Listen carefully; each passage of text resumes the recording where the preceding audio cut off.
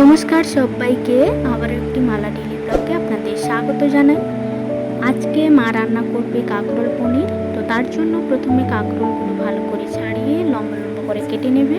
তো পুরো ভিডিওটা দেখতে থাকুন, স্কিপ করবেন না।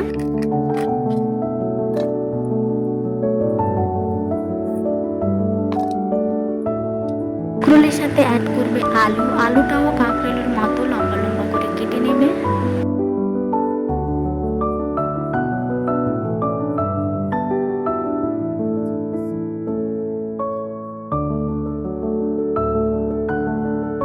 কাঁকরোল পনির রান্না করার জন্য যে মশলাগুলো লাগছে, মা প্রথমে সেই মশলাগুলো শুকনো মশলাগুলো কড়াইতে ভেজে নেবে, তেল ছাড়াই, এমনি শুকনো।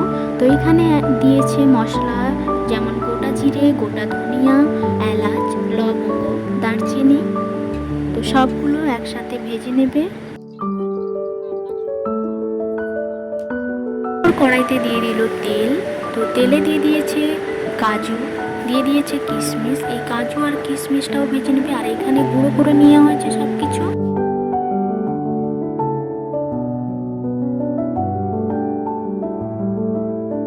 এটা হচ্ছে কাজু কিশমিশ বাটা, এটা হচ্ছে শুকনো মশলাগুলো বেটে রেখেছে, আর এটা হচ্ছে পনিরটাকে কুড়িয়ে রেখেছে ভালো করে কুড়িতে। তো এইদিকে প্রথমে তেল গরম হতেই মা দিয়ে দিয়েছে কাঁকরোলটা তেলে ভেজে নেবে, তারপর আলুটাও ভেজে নেবে। তো পুরো ভিডিওটা দেখতে থাকুন কেমন কি রান্না করে মা।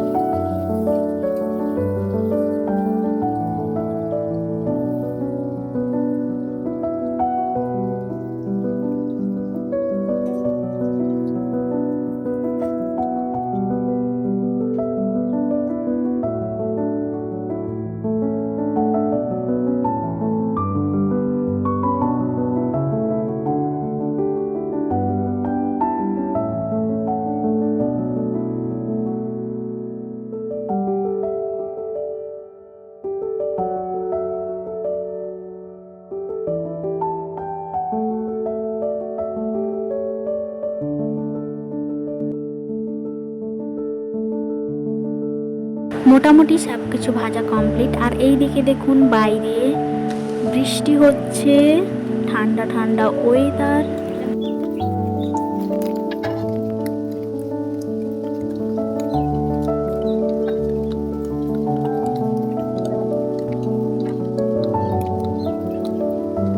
তারপর এইদিকে কড়াইতে দিয়ে দিয়েছিল সর্ষের তেল, তারপর দিয়ে দিয়েছিল কিছুটা চিনিটা লাল লাল হয়ে আসলে দিয়ে দিয়েছে গোটা জিরে। দেওয়ার পর দিয়ে দেবে এর মধ্যে আদা বাটা আর টমেটো কেটে রেখেছিল, সেটা দিয়ে দিল। দিয়ে মশলাটা একটু কষিয়ে নিতে হবে। তো এটা ছিল নিরামিষ কাঁকরোল পনির, তো পুরোটাই নিরামিষ।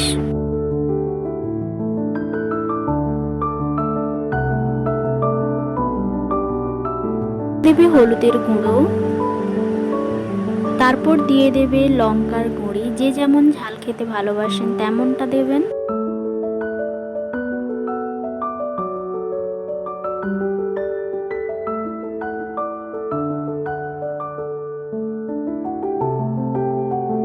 কষে এলে দিয়ে দেবে এর মধ্যে জলটা দেওয়ার পর আবার একটু ভালো করে হালকা করে মশলাটা কষিয়ে নিতে হবে।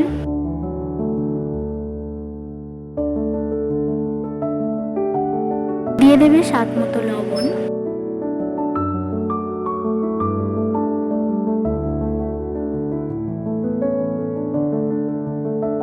মশলাটা কষিয়ে এলে তারপর ভেজে রাখা কাঁকরোল আর আলুটা এর মধ্যে দিয়ে মশলার সাথে কষিয়ে নিতে হবে ভালো করে।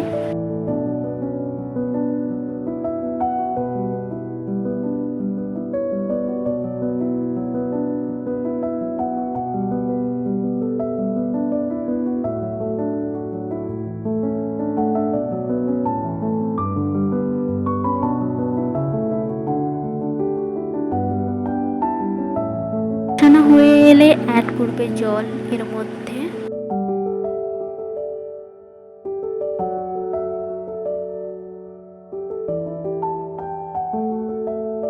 মা একটু এখানে টমেটো কেচাপ অ্যাড করেছে, আপনারা না চাইলে না দিতে পারেন। তারপর এতে দিয়ে দিয়েছিল সব মশলাগুলো, যেমন এখানে ছিল পনির, আর দিয়ে দিচ্ছিল কাজু বাটা, কিশমিশ বাটা, দিয়ে দিচ্ছিল যেটা ভেজে রাখা মশলাটা গুঁড়ো করা ছিল ওটা অ্যাড করেছি এর মধ্যে।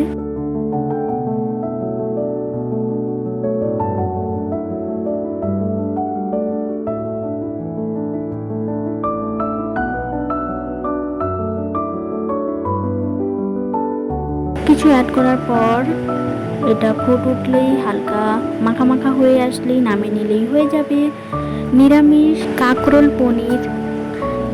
তো কেমন হয়েছে দেখতে অবশ্যই কমেন্টে জানাবেন, আর ভালো লেগে থাকলে অবশ্যই লাইক করবেন, আর অনেক অনেক ভালোবাসা দেবেন আমার মাকে। তো আজকে ছিল এই পর্যন্ত, দেখা হবে পরবর্তী একটি ব্লগে। ভালো থাকবেন সবাই। থ্যাংক ইউ সবাইকে।